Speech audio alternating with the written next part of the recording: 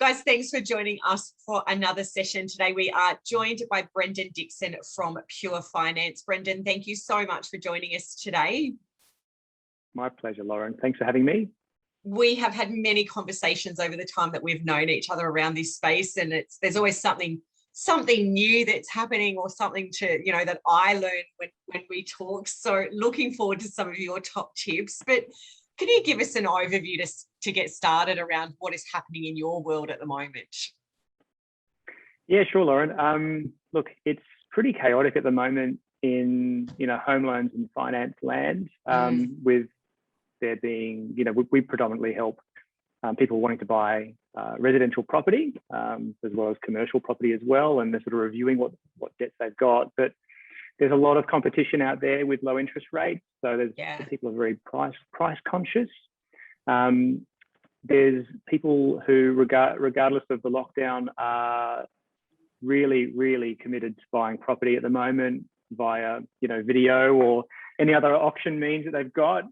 And so, the biggest thing we're noticing at the moment is just people having to work around the rules to still achieve their goal, which can be quite funny at times. And so, we're helping people to get over the line with their purchases any which way we can. So it can be, actually one of the observations we've made at the moment is that for every person that purchases, we're probably doing 2 home loan applications minimum rather than 1.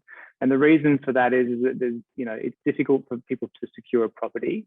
So sometimes we've got to renew their pre-approval, or they want an approval from one bank, but they're going to take 2 to 3 weeks.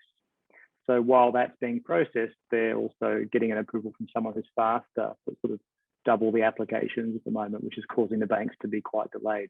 Yeah, I can imagine. And what is the delay? So at the moment, what's that kind of time for pre-approval?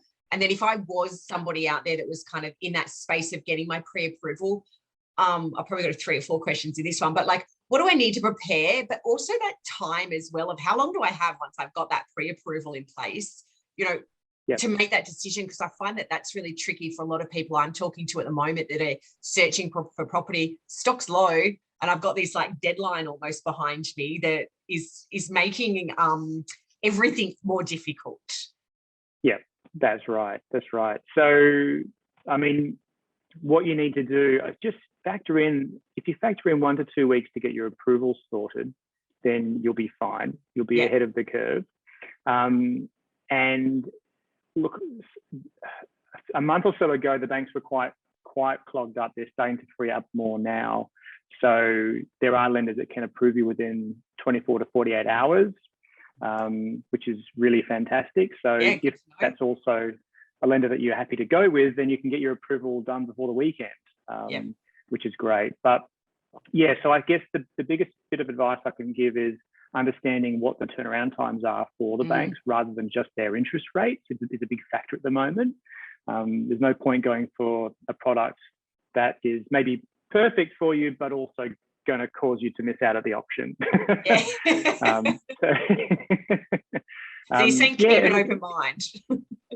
That's right. Or, utilize more than one bank to achieve the goal, like we've been doing a lot of people at the moment. So don't be shy to make use of the fast approval if it's there.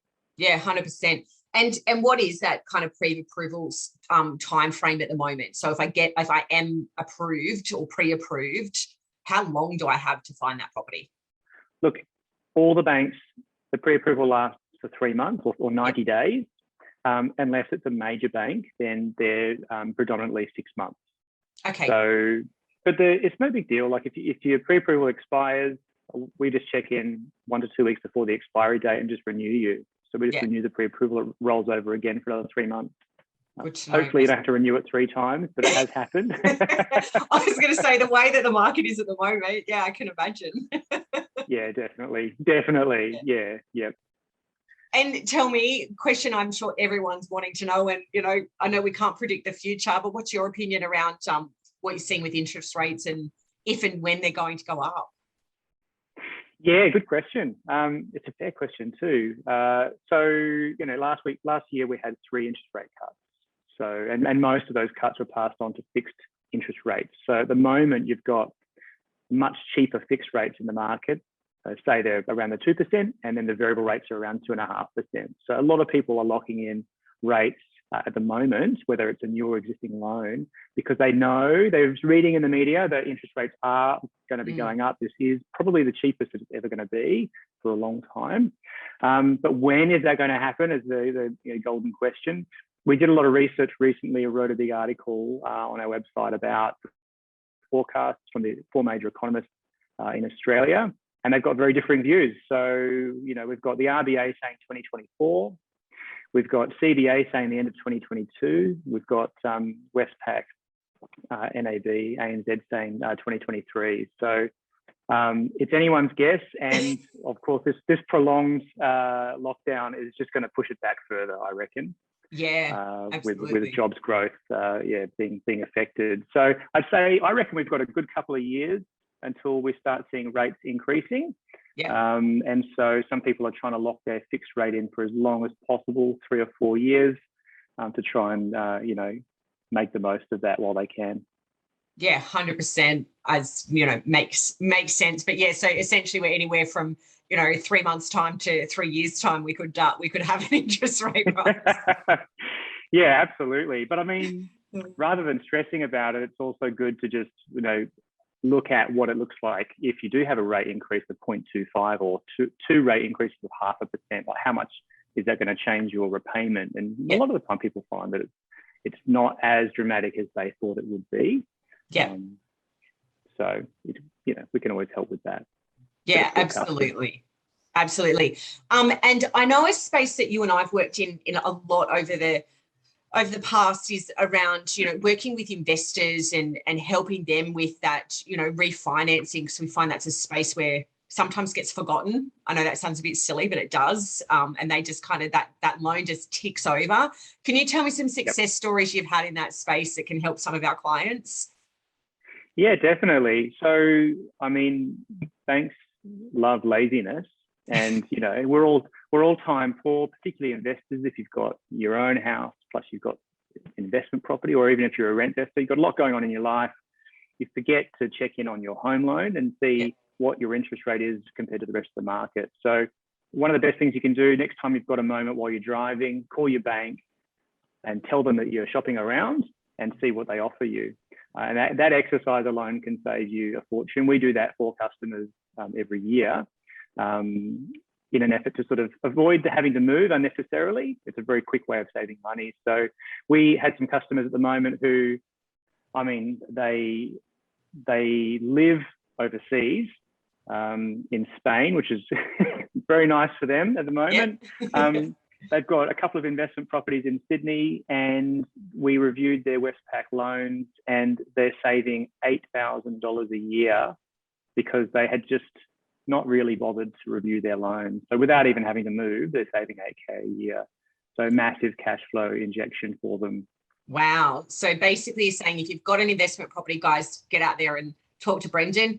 Property managers on the line, have a conversation with your owners, because you can also add some value there for them. Definitely. We review hundreds of loans every year, whether we arranged it or not. So the property managers, it's a great way of adding value, because if you're looking at ways to increase yield for your investor and reduce costs, one way while the rent is maybe being reduced is one way of increasing the yield is to reduce those loan costs. Yeah, 100%. I like it. Yeah. A good easy win for everyone. Brendan, mindful of time, any top tips that you want to leave us with before we wrap up today's session? We've covered most of it. Trying to think of top tips. Look, just if you're thinking about taking out a new loan, factor in interest rate increases and make sure that after you've bought a property, you've still got a little cash buffer, even if it's just $5,000. It's really nice going into property ownership with a buffer, because you'll stress less. Would be my top tip. Anything to reduce the stress levels. I like it. Yeah, definitely. Yeah. Wow. And stay safe. Take care of everyone around you. Yeah. Would be my other tip. Awesome. Thank you, Brendan. Really appreciate it. Guys, anyone who would like to get in contact with Brendan can find his details on the Regrowth website. And I know he would love to talk to you all. So thank you, and we'll chat to you again soon. Thanks, Lauren.